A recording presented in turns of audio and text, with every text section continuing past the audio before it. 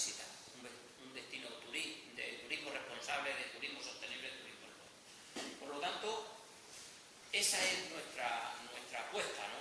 El tema son acciones supralocales, más allá de cada territorio, que vertebren el norte de Extremadura. Como es, pues eso, la autovía, como es ese norte industrial, ese norte logístico, y es aprovechar esos recursos europeos para un cambio, ¿no?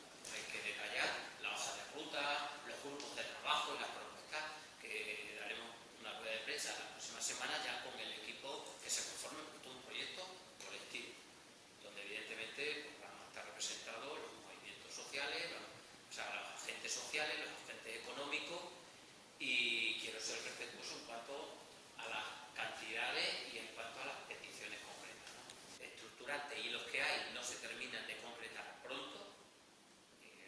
Me refiero a la nueva estación del AVE, me refiero a la autovía XA1, me refiero a suelo industrial, a suelo residencial, a zonas logísticas, a dotaciones en nuevas infraestructuras de I+D+I, de centros tecnológicos, de investigación.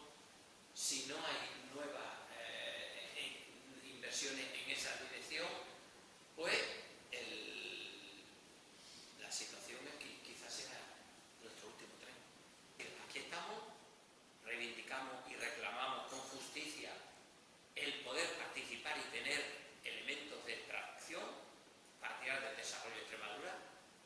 No vamos contra nadie, ni contra ningún territorio, ni contra ninguna ciudad, pero queremos tener lo que en justicia creemos que se merecen nuestras empresas, nuestras familias, nuestros hijos, nuestros jóvenes. Aquí tenemos que aportar